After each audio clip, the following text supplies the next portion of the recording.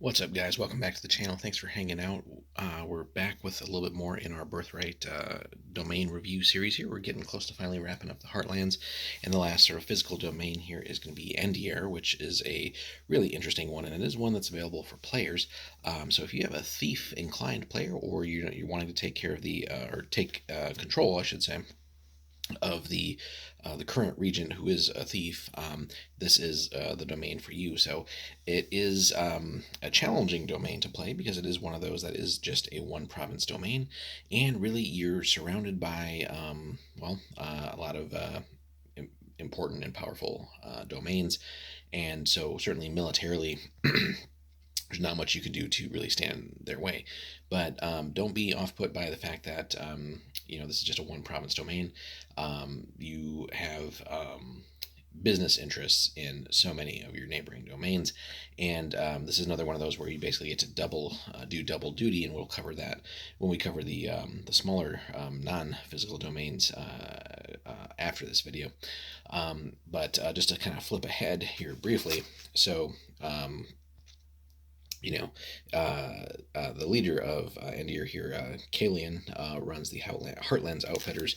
So you have all kinds of extensive holdings across the Heartlands. So basically, you have again lots of business interests here. So it's a pretty well populated domain too, and it is one that they released a player's supplement for, which we'll cover in a separate video at some point. So it is one that you can really dive deeply into as a regent, but also is just fertile ground for adventuring again as well. And again, with so many neighboring domains, there's just lots of action, and again, very easy to get to just other domains. But just that sort of think of Endier as kind of like a hub for a lot of activity, also geographically.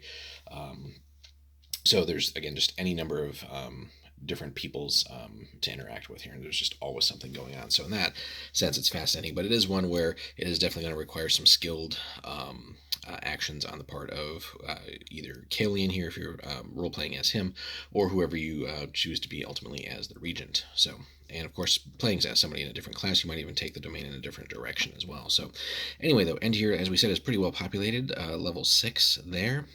No other magic really to be found there.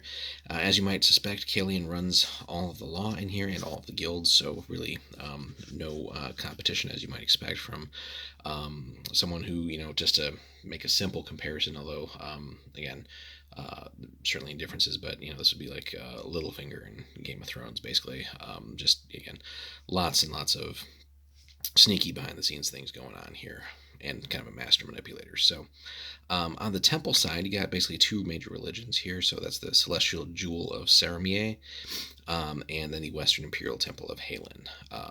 And then on the guild side is Kane, or sorry, not the guild, the source side is Kane, the wizard Kane, which we've discussed in a different video. But anyway, Kalian here, just to read off his profile.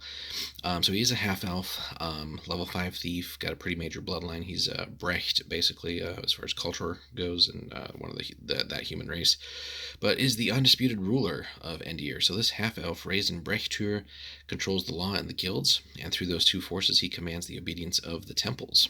So, just skimming a little bit off the top on those as well. Though not a gentle ruler, he is canny enough to know that an unhappy populace means an unhappy regent. Therefore, he buys people's loyalty with festivities and holidays. And again, the player supplement goes into greater detail on those things too. Though evil, he hides his taint under a mask of civility and diplomacy. His court is renowned for its splendid celebrations, its glittering balls, and its fabulous feasts. Kalian always has time at these affairs for diplomacy, as that's what pulls in the money. What's a small investment for such a huge return? Alrighty, continuing on. The Gilder works hard to put others in his debt and constantly hatches new schemes to wring the most profits from any situations. He likes playing two sides against each other, preferably in such a way that neither can spot his influence. That's a key skill that you'll have to develop in order to do well running both domains, essentially, that you'd be running here. Again, you only have the one province. You're not strong necessarily in typical affairs like military, things like that. You can't really throw that kind of weight around, but politics and guild activity, that's really where you can shine if you're running Endier correctly here. So He's always in the market for information, also, and his spies cover the land to bring him the most up to date details they can find. So, again, already a strong sort of spy and information network, something that you should further cultivate and expand as far as you possibly can. So, lieutenants, he doesn't actually run any, at least as described here, basically because he doesn't trust anyone, and given the way that he came to power himself, kind of doesn't want to have a repeat of history there. That being said, depending on what goes on, you may at some point just need to cultivate a lieutenant just to get them to do some more important things for you. Again, as we've already defined, it's only a single province, so it makes that nice and easy. And then some important NPCs that you will have to deal with in different ways. So there's a mage named Kane, who is actually level 10, which is pretty strong, really, just in general, but even more so in this setting. Given how few true wizards there are, good, decent bloodline and all that is actually neutral good. Does reside there, but he draws his power from the river Mazel in the Spiderfell. So, in return for spells and protection, Kalian ensures that no one tries to raid the wizard's tower. Again, just the one province here, so it's not necessarily overly difficult to find, but you do have that relationship built up there. So, at least no one under his command. So, in other words, at least not officially. So, this agreement makes for a fairly lucrative life for both of them. Endier splits its temple holdings between the priests of Halen and Saramie. The struggle for temporal power has been going on for some time, with no faction emerging victorious. And you can likely guess that Kalian probably wants to keep it roughly the way it is there, right? Kind of a 50-50 split, just to play them off of each other. And in all likelihood, also collect some coin, some tax revenue off the churches there. So, while of course not appearing to favor either, right? So a description here of the province itself. So it is in a bit of a bind, again, geographically. So it's wedged between Avenel on the one hand, Gore. Either of those could just you know, roll through and conquer the place militarily with like really no effort. Tornin, we've seen, again, has plenty of issues. Diomed also is pretty strong militarily. Lamier, another one where you have some holdings. And then, as if things weren't dangerous enough, you're also bordering the Spiderfell. And the cool thing there is the player's guide for the domain really elaborates into that, and there's plenty of more interesting things there. So it can't compete with the farms of the larger kingdoms, can't raise an army to rival theirs, and cannot hope to defeat these powerful entities in any endeavor except one, and that's trade. And that's really where you got to shine. But trade and politics, really. So Kalian has done his best to ensure that the words Endier and trade become synonymous. And again, the geography, considering its place next to the major river, where so much trade flows through across so many domains, is a key thing there. So initially, Endier was part of the Spiderfell. Technically, Roll awarded the land to Diomed, but House Dime never braved the spider to claim it. As in the case of the domain of Medoir, an enterprising scion named Richard Endier tore away a province while Diomed languished under the unfit ruler a few hundred years ago. So the country has managed to basically keep itself free from the yoke of the Dimes ever since. So really, Diamond essentially lost 4 domains total over the last few centuries. Unfortunately, Richard Endier's heirs did not manage the kingdom very well, and then it basically began to slide into ruin. So only the intervention of one of their lieutenants, Gilder Kalian, kept the domain from disaster, and then mysteriously, right, heavy sarcasm on that, mysteriously, the heirs died off one by one in accidents beyond anyone's control. Shock there, right? So then Kalian sorrowfully took the reins of rulership and began leading Endier toward more prosperous times, which brings us essentially up to the present. So roads basically crisscross the province, so just again to ensure trade and making that as easy as possible. The walled city of Endier sits at the junction of the Mazel and Tor rivers, which again, where so much trade flows through, and so many different goods from so many different nations. Its many spires and care Endier, which is the castle rising above the other buildings. It's a very civilized little country, and Kalian ensures that it remains indispensable to its neighbors. Again, you want to, at least on the surface, right, appear to be helpful and somewhat neutral, because again, as we mentioned above, any of your neighbors really could just roll through and stop you at really any time, more or less, we should say, right?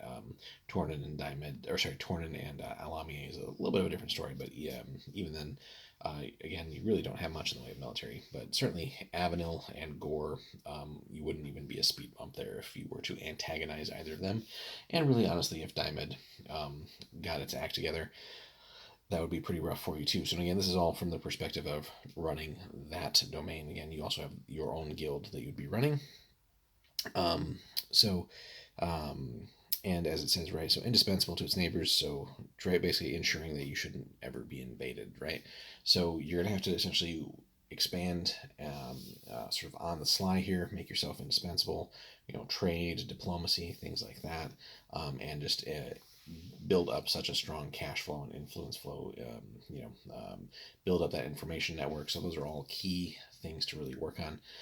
That being said, the player's guide to the domain really elaborates more on the Spiderfell and that special relationship there. So we're not going to go too deep on that there, but just know there is some pretty cool stuff there, which at some point might gear up support for helping you or others take over and finally eliminating the spider. But that's a little bit further afield.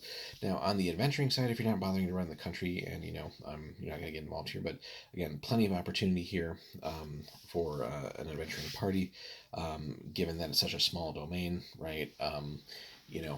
With all the action again of its many important, powerful neighbors, there's any number of tasks. Should you essentially be like, let's say, working for the guilder or whoever is running the domain, and just performing all kinds of various tasks and taking care of things there. Might send you abroad, might keep you in and around the domain itself. And again, another area where the player's guide kind of shines there and really makes things useful. Despite being just the one province domain, there's still a lot of little things to explore there, including a lot of ruins, right? Even I think former elven ruins and other stuff like that. So again, lots of fertile ground there, which can then lead into other campaign points and other departures and adventure hooks and so on and so forth. So it's a fun domain all around, and a great one to, again, if you're playing with multiple people, everyone's running different domains and stuff like that. Certainly one that's going to be a challenge, because again, you can't really withstand anything militarily, right? But you can certainly make yourself useful, and again, using the fact that so much trade flows through your borders or around your borders with the rivers, to your advantage there, right? So anyway, let us know, guys, if you've played in Endier, run the country, and or the guild, and how that's performed for in your campaigns. Be really interested to hear from you guys there. Hit that like and subscribe as well if you haven't already. That helps us continue to grow, and then we'll see you in the next one as we wrap up the smaller domains now for the Heartlands coming up.